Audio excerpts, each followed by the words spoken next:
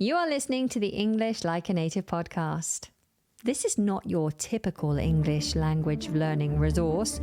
No, there are no textbooks, there are no grammar rules. Instead, you just have the weird and wonderful version of English that you'll hear spoken in the UK. So tune in for your daily dose of very ordinary chatter with a very ordinary English girl. I'm your host, Anna, and today we have a very special guest. The host of podcast Rock and Roll English, which is very funny. You should check it out. Yes, today we have Martin with us, and we are going to be discussing our thoughts on the changing British high street. Now, I must also mention, before I bring Martin in, that I was a guest on his podcast, and we had a very interesting chat about the differences between the north and the south of England. So make sure you tune into that. I'll put the links in the description of this particular podcast episode. So without further ado, let me introduce Martin. So hi Martin, how are you? Hello, Anna. Very well, thanks. Thanks for having me on. Oh, thank you so much for joining me. So Martin, you have your own podcast, Rock and Roll English. Firstly, the name Rock and Roll English. Are you a rock and roll kind of guy? Are you a musician of sorts? I obviously get this question a lot, and I do kind of feel a bit stupid now for choosing that name. If I really think about it, the name was just, oh, that sounds cool. I'll just use that. In time, I've then since added, I'm not even sure if this story is true, but it's a kind of rock and roll spirit, like be who you want, say what you want. But yeah, am I a musician? No, unfortunately. So what brought you into podcasting? Because you've been at it for quite a while now. Yeah, I have. It still seems to me, because as I mentioned to you in our pre-podcast chat, I still have no idea what I'm doing. So it still seems to me like I'm a newbie, but obviously in this online world we live in, things move quite quick. So I've been doing it now for 6.5 years, a little bit longer. And yeah, I was a big podcast fan, like I still am.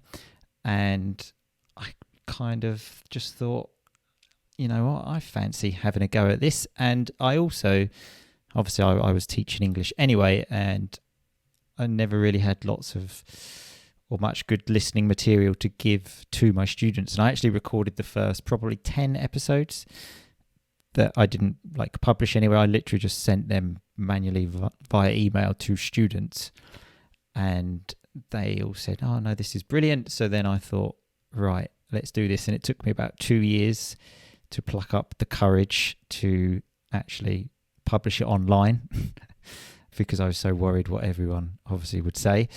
And yeah, that's how it started. That's how I'm here, yeah. Fantastic. And once you started, you didn't look back. Exactly, yeah. I often tell people this, that if you do things online, you'll be surprised how quickly people start paying attention. And yeah, I remember the first time I broke the 100 download barrier, and I was over the moon. I actually just couldn't believe it. And I remember even looking at the countries, and like there were countries very far away, and I was just thinking, oh my God, I cannot believe this. And then yeah, once you've got even just a small number like that of people paying attention, it's surprising how much motivation you can find to keep going. Yeah. It's funny, isn't it, how we can be so nervous about doing something like podcasts. I mean, it's probably one of the safest forms of putting out content online because people don't really talk back to you. You don't see the likes and the dislikes, and you don't have the negative comments.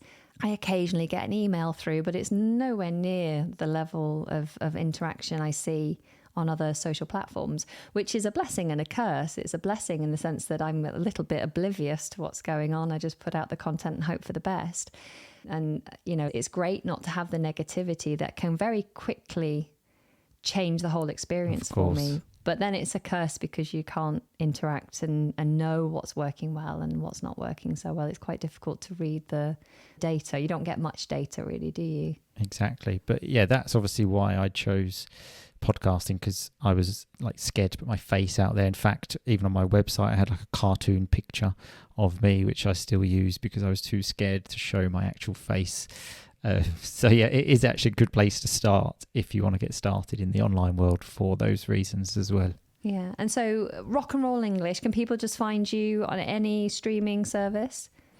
Any of the big podcast apps. Yeah, I'm pretty sure it's on all of them. I'm not sure, but Spotify, Apple Podcasts, Podcast Addict, I don't know. The list goes on and on. Yeah, and I'm sure there'll be more popping up over the coming years as well. And your podcast is, well, it's hilarious, and it's quite different, I'd say, to some of the other listening resources that are out there, because you're just kind of like anything goes, really, aren't you? It's very relaxed, very real, very rock and roll. Exactly.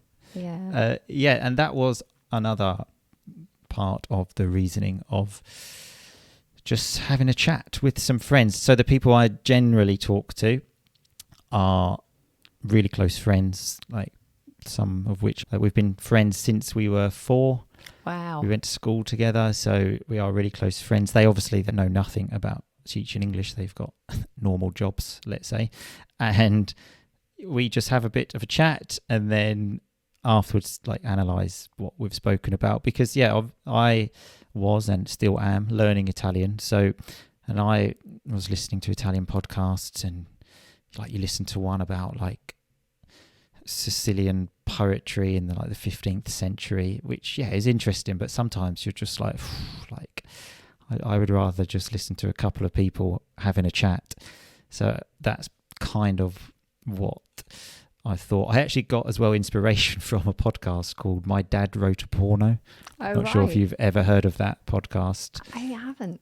So it's obviously an English podcast for English people, but anyone can listen to it. It's hilarious, where this guy's dad wrote a very exotic book, and they just go through the book and just read it and just have a laugh. And it was brilliant. I used to love listening to that. And again, so I just thought I'd like to make something like this, of just entertaining people, just talking about random things and having a bit of a laugh. So that's what we do. Okay, so today we're going to talk about the high street. I tend to have a kind of British theme in some of my podcasts, kind of talking about British culture. And, I like to also be a little bit nostalgic and look back at how things have changed over the years. Every time I'm driving down the high street these days, I'm always looking and going, oh my goodness, it's changed so much. I used to love going to the high street when I was a kid and just hanging out and spending my pocket money, spending time there with my friends. And these days, it's a very different environment. All the shops have changed and the variety, what's on offer has changed. So I was living in Italy until last year. And so I lived in Italy for 12 years. So I noticed this thing a lot, because every time I'd come back and I'd be like, what? Like JJB's closed, which was a sports shop. Yeah. And so, I noticed this change in the local high street. Yeah. And even now, when I still go in, I'm still sometimes shocked when I go into town, as we say. Yeah. I noticed this change. Yeah, taken aback absolutely. by the changes. But first of all, we call it the high street. Now, this only occurred to me a couple of days ago when I knew we were going to record this podcast. Like, I'm sure it's the same in every country. Anything you drive down tends to have its own name. So we have roads, streets, avenues, drives. Yeah. So you might have Anna Drive. Oh, I don't think you'd have Anna Drive, but whatever it would. King Drive. But the high street is not always called high street. And I realised, but we refer to every thoroughfare in the kind of centre of an area as the high street. So a thoroughfare being like a route, a path that people go through. And it's usually they've got a lot of footfall. If there's a thoroughfare, it means there's a lot of people coming through that particular route. So it's like the main street within a town where there are shops on either side of the street. So it's normally around where there'd be a train station or a bus station, or somewhere where lots of people are. And we refer to that in every single town as a high street, even if it's not called high street. It might be called Charles Road, but it's the high street. Of course. Have you ever thought about that? Isn't that weird? Yeah, no, I hadn't actually thought about it at all. But I would say certainly where I live, it would be, and when I was a child, it was more common to say I'm going into town than to say like I'm going to the high street. Or if you said, like, for example, I would only really say high street if someone said, where is that shop? And I would say, oh, it's on the high street, because in town there is the high street, which is the main strip. which is the main strip. Yeah, that's one way of putting it. But then you've obviously got a few streets going off that where there are still shops. The high street where I live is like pedestrianised as well, so there are no cars. When I was a child, it wasn't, but now it is. Yeah, how did they stop cars going down there? Have they literally like paved the entire thing so there's no road, or they put bollards in? No road. So I did look up the whole high street naming thing, and what I found was the high street of any British town or city is normally the central retail thoroughfare. And as we've said, it's not necessarily called the high street, but in many cases it is called high street. Right. And it says in the English Midlands, high streets are generally called main street. However, in some towns like Norwich, no street is called high street. And whether this thoroughfare is called high street or not, the high street is the common term that we use to discuss that main thoroughfare where all the shops are. Now, you can very quickly tell what an area is like based on the high street. So I think the high street is a clear reflection of a healthy town. So an unhealthy high street. I haven't thought about that either, actually, but it is true, 100% true. Yeah, absolutely. So if an area is quite deprived, then you're going to have a high street that's looking, you know, quite unhealthy. Do you have any, can you kind of explain what an unhealthy high street would look like? I would probably have a look at some of the shops on the high street. Empty units would be a really clear indication of an unhealthy or deprived area. We saw that a lot after COVID. I don't know if you noticed that. I was just about to say that.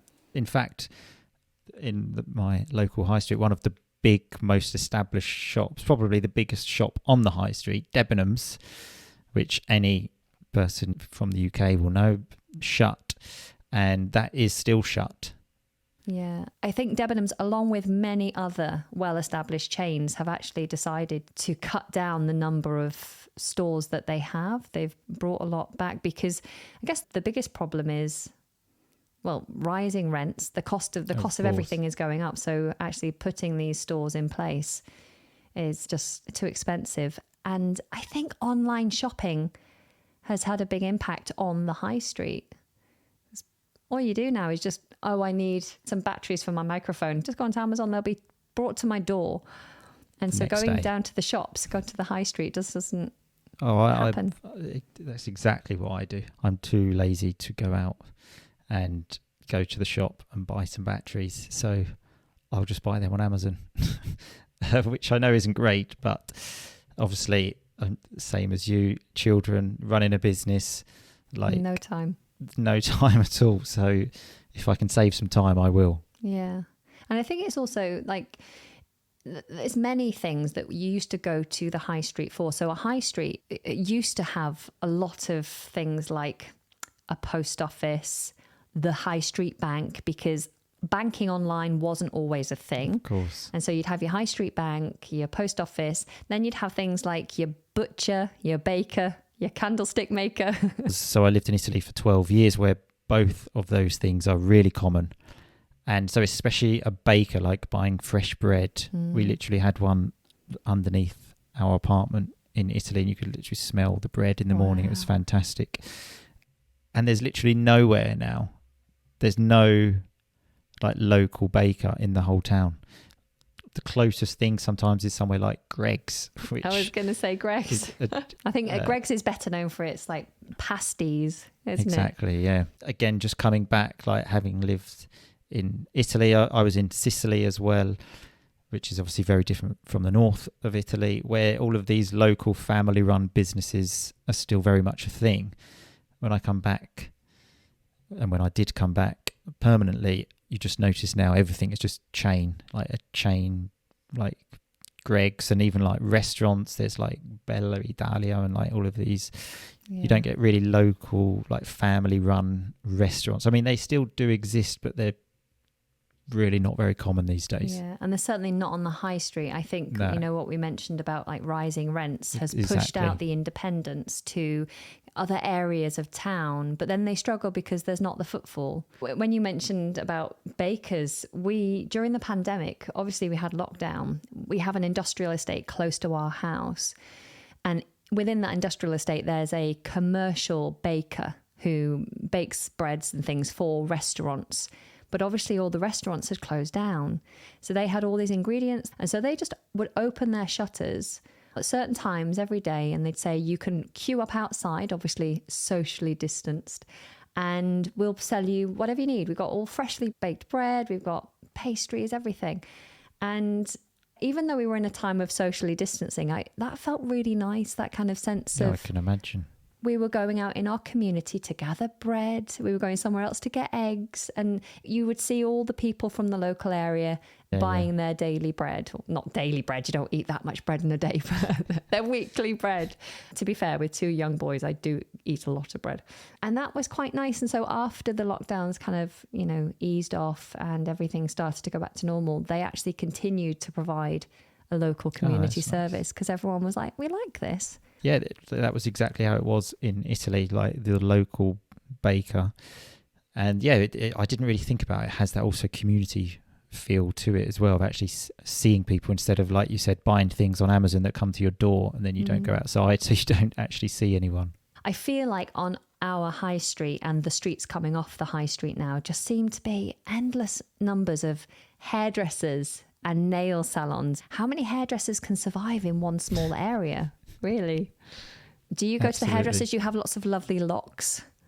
Not as much as I should, which I think you can clearly see, which again is part of the thing of just not wanting to leave the house. Well, not that I don't want to, just not having time, and just my hair is the least important thing on my list of priorities. But my 6-month visit is coming up soon, so probably again soon. I never used to visit the hairdressers half as often as I do now that I make videos that go online. For me, it just makes it much easier. It looks a bit better when I've had it cut and I put a bit of colour in there to hide the greys. You know, I've got to the point. I've got past caring now, so I've seen lots of videos of like me where I look terrible, but I just think.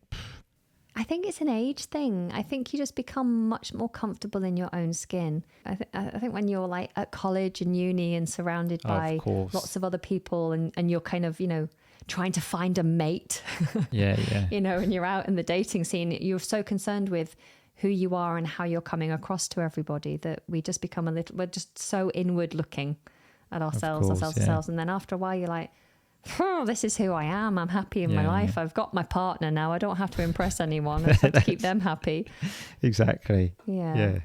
So there are a few other things that now are on the high street, almost like a permanent thing. I don't know if you have these in your area, but they are vape shops. Yeah. So obviously I don't smoke or anything, so I don't go into those shops. But I have seen them a lot. Yeah. And also like mobile phone shops.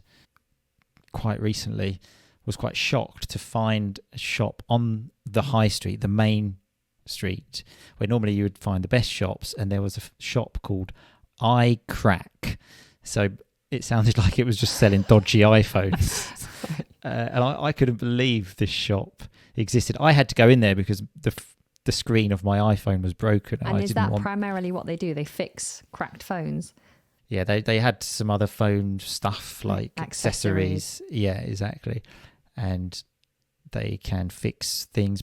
They said to me, whatever they said, I can't remember. It was about a year ago, but it convinced me it wasn't worth fixing. So I had to get a new phone. Right. I think my thing was, do I trust these people with my phone? Because you have to leave it there. And the whole establishment just didn't feel right. Like I said, even the name, iCrack, put me off immediately. It's funny, isn't it? They tend to take the tiny units, so the teeny tiny shops where they're literally there's just room for a body, and then they're just surrounded, you know, head to toe in like accessories bulging from the walls. For those of people listening who've never heard the word vape, a vape is like a little It's electronic cigarette, is that the one? Yeah, it's like an e-cigarette. I think some of them are reusable, but they also have disposable vapes now, which have been all over the news recently because they're being just thrown around the streets and causing a problem. I don't see that vaping has a long future ahead of it. You know, just like smoking has been falling out of favour. I don't know, it's not probably the same in other countries, but smoking in the UK is definitely becoming less popular.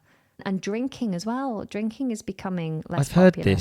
I've heard this. Some of my friends told me this, but I didn't know. Over a pint in the... Yeah, I didn't know if this was true or just the fact. So we were talking about the younger generation because unfortunately now we're, getting Old. Towards... Yeah, exactly. Middle-aged. Getting very much towards middle age. So, they were talking about the younger generation saying they don't drink anymore. And I was just saying, look, I think you're just talking like old people. I don't know if that's true because I very rarely go out these days. So I wouldn't know. I think it is. I think as people become more health conscious, as more information is made available and there's more of a push for people to look after themselves. And the pub, the good old... British pub, that tradition pubs are struggling. A lot of pubs have been closing down. And it's certainly I've noticed that too. It's like people just don't go and hang out in the pubs in the way that they used to. It used to be very much a community thing and it's not the same anymore. We have more bars and kind of like bistro pubs where you go more for the meal or maybe, but just like the kind of average pub where you'd go for a smoke and a pint. That industry isn't thriving in the way that it used to. I have to make a confession. I have actually recently become kind of teetotal.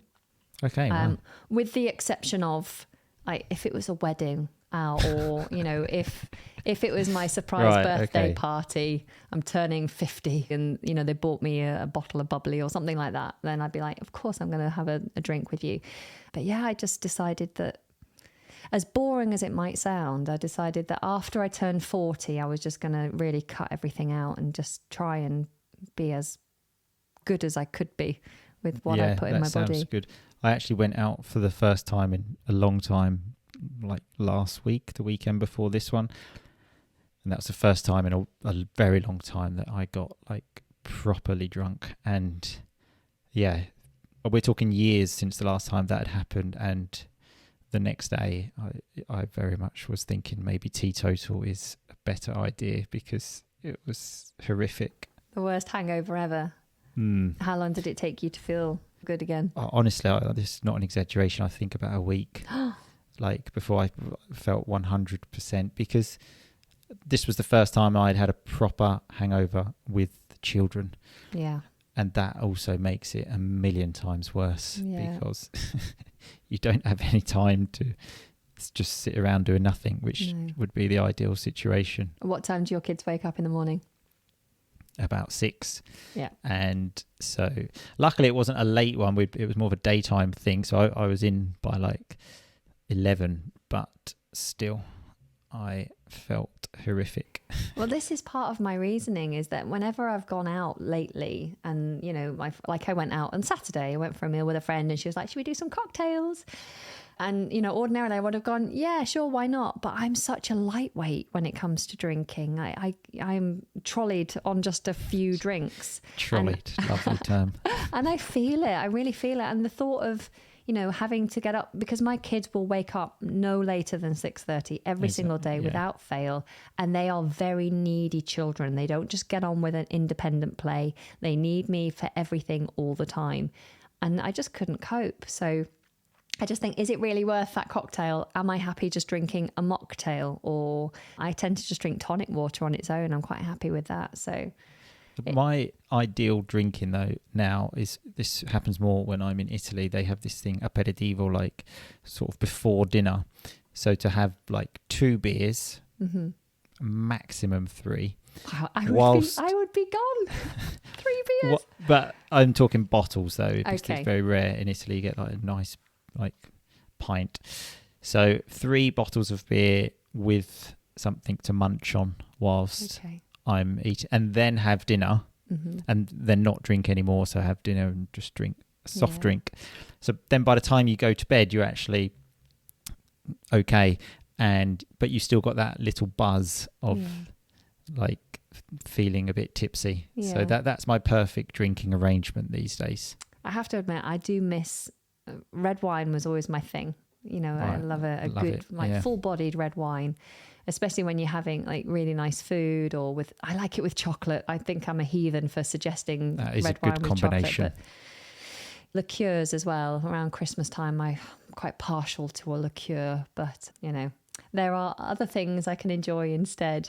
I'm curious, when a man is in a hairdresser's, I mean, obviously we can't speak for all of our gender, but when I go, because I have the same hairdresser, and you just talk so much, like, because it's like they're a stranger, but they're not a stranger. They're not connected to your life. So you can tell them everything. And I divulge all of my personal information to this stranger, like every 7 weeks or so when I go and visit.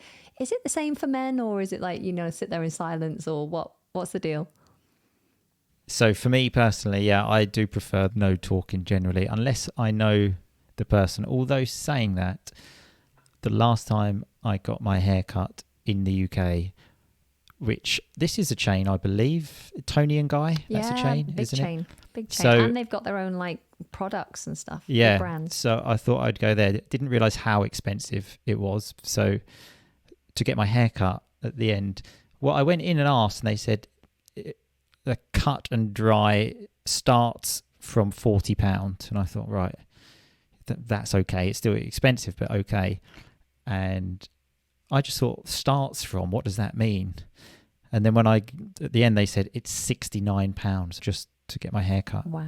But there was a woman, and we really hit it off. We were chatting away like there was no tomorrow. It was great. So I did have a really good chat with her. But yeah, generally, maybe it's when it's another man, you just think, I don't know, you just don't want to talk as much. But I tend to take my laptop in actually these days if I'm quite busy. So I'll take my laptop, and I'll have to stipulate at the beginning. She'll be like, "Oh, Anna, how are you? How's things?" I'll say, "I'm really good. I do have a lot of work to do today though, so I'm just going to get on with some work." And she'll always just check, now that your colour's on, do you need a magazine, or is that a silly question? Like, that's a silly question. I'm doing my work. I like that. So that's basically a sign to say, don't talk to me. Yeah. I'm working. Yeah. That's a good one. Yeah. And the other thing I've noticed that I thought was quite unusual on the high street lately is that, so all these kind of lovely independent coffee shops have started to close down, but in place we've started to get the Starbucks and like the Pret-a-Manger's, and which I find unusual because I would expect that in big kind of city towns, but not in kind of suburban area like high streets. And so having these kind of, you know, big chain coffee shops and fast food establishments come in was a bit odd. I agree. And so again, obviously it's the same where I live. And that's like my fear that we're just becoming so Americanized now, that kind of losing our identity a bit. And not just us, just globalization in general. Even where I lived in Italy, which obviously has got a really strong kind of like coffee culture.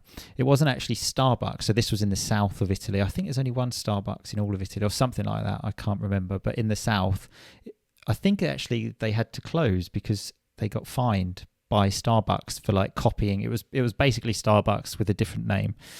And I think they had to close after a few years because like they had copied the brand or something like that. But the fact these places even exist, and there are so many more of these popping up in Italy, like fast food places, which like aren't really a thing, and like even like the food culture there obviously is much stronger than it is over here. So it's just a shame to see just globalization really, and everything just turning into what it's like in America. Do you have McDonald's? Of course. Yeah. I mean, McDonald's has been there forever. Yeah. Like with my town, even the same place. I even used to have McDonald's birthday parties when I was a kid. Did you? And so did everyone. And it was did great. Ronald McDonald come to your party? Yeah, he was there a few times.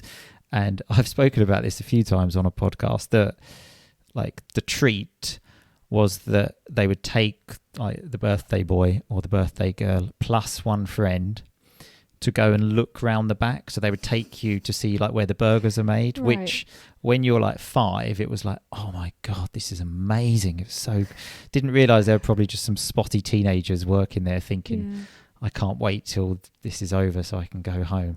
Kids are so easily pleased, aren't they? Oh yeah, I'm dreading when they start like going, oh, this is just rubbish. It was my son's 5th birthday party, birthday recently. And I was really stressed the night before because I hadn't had the time to decorate or even buy decorations or do any of the things that I wanted to do to make it special. So we found some old bunting that I just put up, literally one strip of bunting in the kind of dining area, blew up 3 balloons that we dug out, and that was it. And he came down and he was like, oh, this is the best birthday ever. I was like, really? Oh, darling. Keep your expectations low. We'll keep that bar low. Let's not go any more than this. This is easy for now. So thinking back to when you were a kid, what are the shops? Because you used to have all sorts of things like, there was something called The Works and Shoe Zone, Poundland. So I had a look at your list, and when I was reading it, I was thinking, do these things not exist anymore? Because I thought not always. They still exist. So Shoe Zone is like a cheap shoe store, isn't it? It's a chain, but for cheaper shoes. I don't know if it's a northern thing. I think there are still lots of Shoe Zones up north, but down here I haven't seen many, if any, Shoe Zones. We have Clark's. Clark's, yeah, number one. Too expensive to buy shoes exactly. there. Like £50 for a pair of kids' pumps. Exactly. But yeah, Shoe Zone, I can even picture this in my mind now. I'm thinking, I'm sure it's still there, but I would have to check because, in my mind, I've still got the image of what the high street was like 25 years ago in my mind. But in reality, lots of those shops have actually gone. But Shoe Zone for me in fact, it wasn't actually on the main high street. So it was less important. Like some of the big ones, which I saw was on your list as well, like Woolies, Woolworths, like that. When that went, that was like a real blow to everyone. Yeah, I still remember hearing that on the news and just being like, oh no. Yeah. So Woolworths, for those listening, how would you describe Woolworths? It had a mix of everything. Yeah, there was lots of things in there, really, weren't there? Like you could buy sweets in there. I'm sure you surprised could... that the first thing you say is sweets. Yeah. They had the big pick and mix selection, didn't they? Yeah. I'm sure you could get like before videos and things. I can't really think what else was in there except sweets. Stationery. I was thinking that as well. Yeah. I think it was just like a general like home and living type of. Yeah. Come in and buy all sorts of stuff. But I miss Woolworths a lot. But the thing I remember that sticks out in my mind when I think of Woolworths is it's the only time I've ever broken the law. Because I think I'm quite a conscientious person. I certainly know right from wrong, and I would never steal anything like off the shelves. But I would notice walking around, because I had a terrible sweet tooth, and I would notice that some of the sweets had fallen onto the floor. And I would see that the people in the shop would sweep these sweets up and throw them in the bin. Now, some of the sweets had wrappers on. So I was like, they're not dirty, and they're just going to go in the bin. So I'm not doing anything wrong by just picking those up, sticking them in my pocket. It's a bit gross. You're doing them a favour, really. I was helping them to clean up. Exactly. I was helping them to clean up. That's not bad. Yeah. Because, I can't remember if it was there or also in Wilko's. They used to do it at Wilkinson's, which is also closing down, I recently heard. Yeah, I think they went into administration just this year. And what you used to do is like weigh the pick and mix, and then you'd get like a sticker which you would put on the bag, but then you could put some more, then you could put a few more in. Yeah. Never even thought of that. See, you're a clever criminal. I'm a conscientious criminal. Yeah.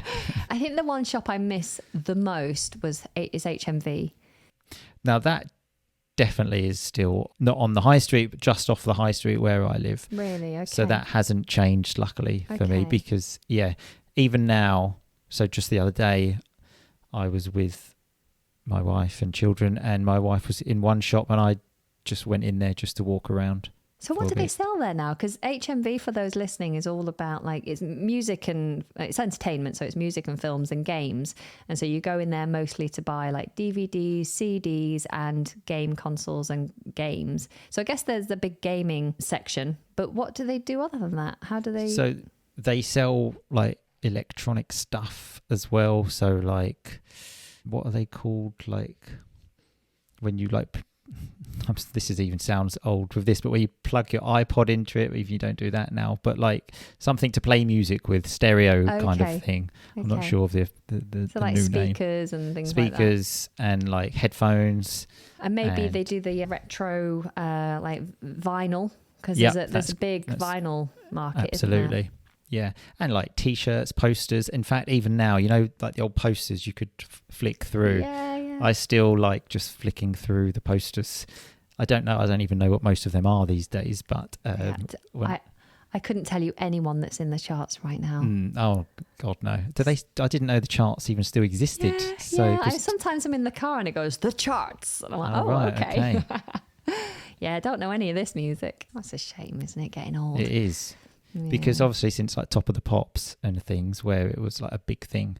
And I was talking to friends about this the other day, like when there was a song you liked, it was so difficult to unless you actually went to the shop and bought the single, there was no way of actually listening to it unless it came on the radio. So yeah, and you then would record it off the radio. Oh yeah. Yeah, I used to love that. Onto your tape. Yeah.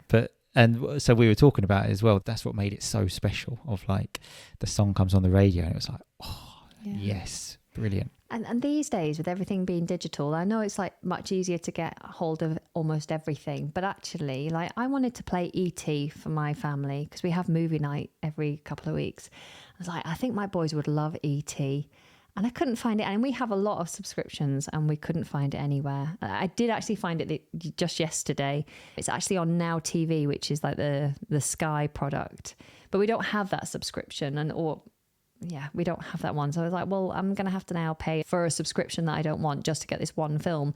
Whereas in the past, you would just go and buy the video, the VHS or the DVD, and then you just had it in your cupboard and you could pull it out any point.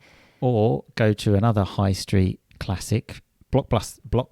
Blockbusters, yeah, the video rental shop. Exactly. Go down there, hire it, go and watch it, and then take it back. Oh, I'm feeling so nostalgic now. Yeah. I don't know when that closed. I mean, that's been closed for years, obviously, now. But yeah, these things just kind of disappear, don't they? And you just... Yeah, we've lived through such a transformative era. Definitely. Because I still remember no mobile phones, no computers, of course, yeah. no internet. Yeah, same. And, life was so much simpler. I mean, there's so many 100%. opportunities now. For English learners, I think, life now is, any language learner is much easier. But yeah, I do miss those simple days when you weren't bombarded with messages left, right and centre and everything, keeping you overstimulated all the time.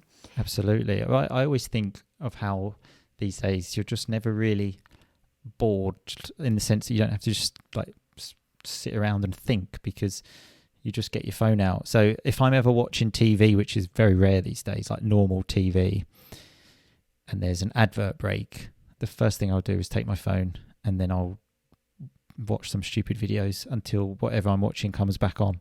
Whilst before, you had to watch the adverts or talk to your family. Yeah, exactly. Or even if you're just waiting like at the post office or something like that, just the first thing you do is just take your phone out and like pretend you're busy kind of thing. I find it overwhelming at times that as a content creator, I don't know if you feel the same, but I go through waves of feeling like really motivated and inspired and I've got loads of energy, and then I peak where I feel overwhelmed, and then I go down, and then I hit this kind of rut where I just can't bear.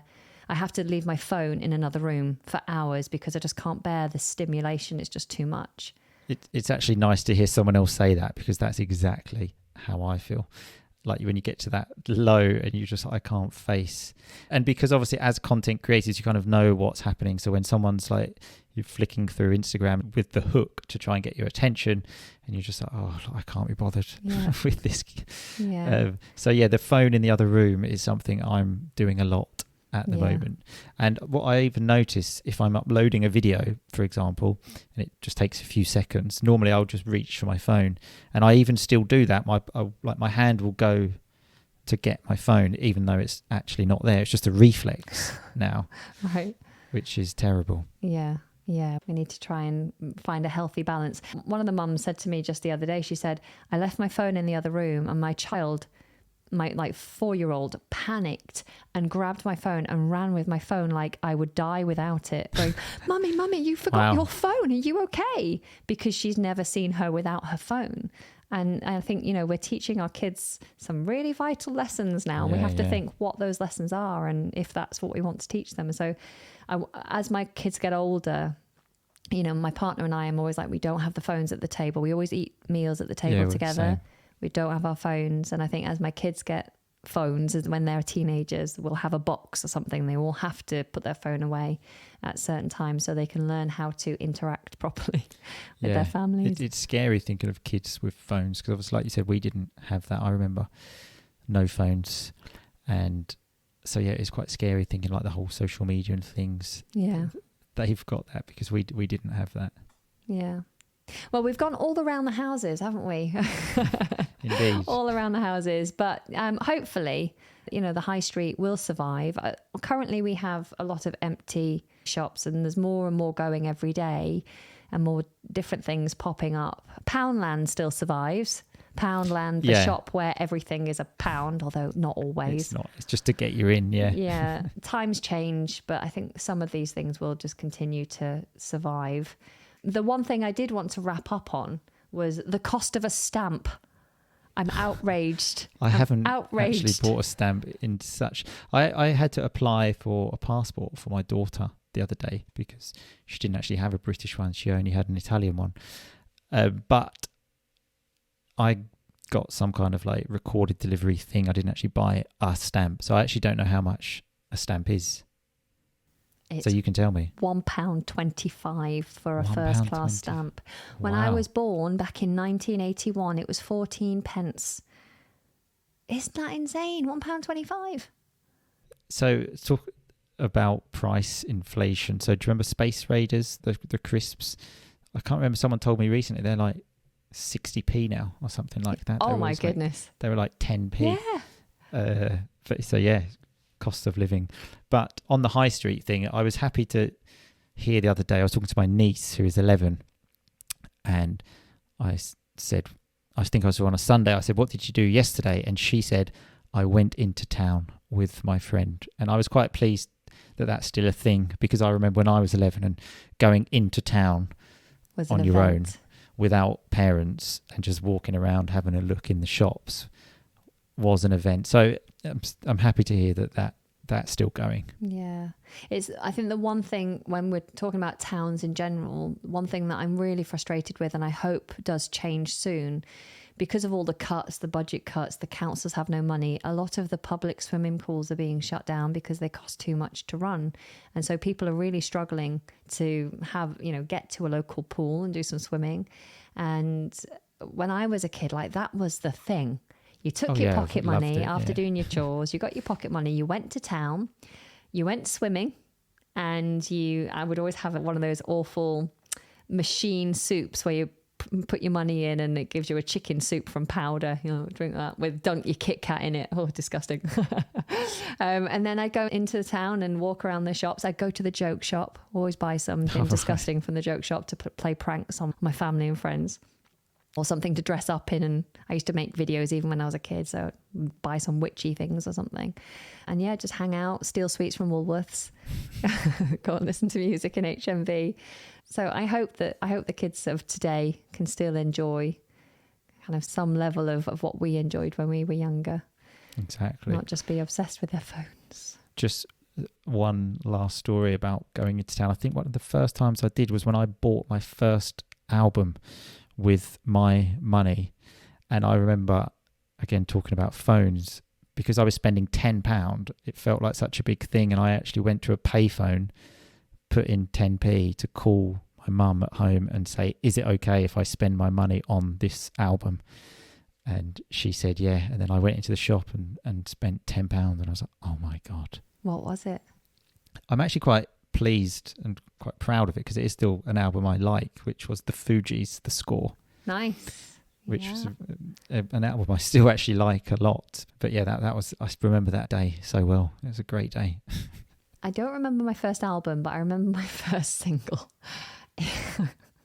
Not as cool. I do still enjoy the song, but it was Hanson, Bob. Oh, right. Wow. Yeah. Everyone thought they were girls, didn't they, when Well, they saw the video? Yeah, because they had like long blonde hair. Yeah. They're pretty cool even now. Like, they're still busting a groove. Yeah. They're still like working musicians. Okay. I did not know that. Yeah. Every day is a school day. Yeah, I'm trying to get my kids into all the music that I've, loved over the years. Right. And it takes them a little while, but then they obsess over one song. And like the recent song was I Believe in a Thing Called Love. Right, okay. Because we do like that kind of like rock stuff. So I put that on a couple of times, and my sons were playing in the other room, just like obsessed with Magna Tiles or something, really into their task. And then out of nowhere, my son just comes running in and like does a knee slide across the floor, carpet burn, jumps up on the couch and starts like doing air guitar. I'm like, yes, I've got you. Here's another one. And now it's like nonstop. I'm gonna get sick of it. Fantastic. But thank you. We have been here for nearly an hour, but thank you so much for covering all that ground. I'm sure the listeners would have got something very useful from that. Loads of lovely vocabulary. So thank you. It's been a pleasure taking a trip down memory lane. Absolutely. Really nostalgic podcast. Fantastic. Thanks for having me. And I'm going to come over and do something on your podcast. So all of my listeners should definitely come over to you and have a listen to that. I'll put links in the show notes. Do you have a website where we can find all your links? I do. So it's rockandrollenglish.com, but notice it's rock N spelt N, rock N roll. Actually, if you can see there, this is the flag, Rock and Roll English. It's actually got a grammatical mistake because there should be another apostrophe there. And the same as you, I kind of put this out and someone once sent me a really aggressive message saying, there should be another apostrophe there. I was like, oh, yeah. I could change it, but I'm quite proud of the fact that there's a mistake in like my brand, like logo and everything, because it, like you mentioned about you make mistakes, we make mistakes. So I'm quite proud of it now, actually. To stand by. It's reflective of your teaching, nice and relaxed and Exactly. owning your mistakes. Exactly. So, yeah, rockandrollenglish.com. Fantastic. Well, thank you. You take care. Yep, you too. Thanks a lot, Anna. See you soon.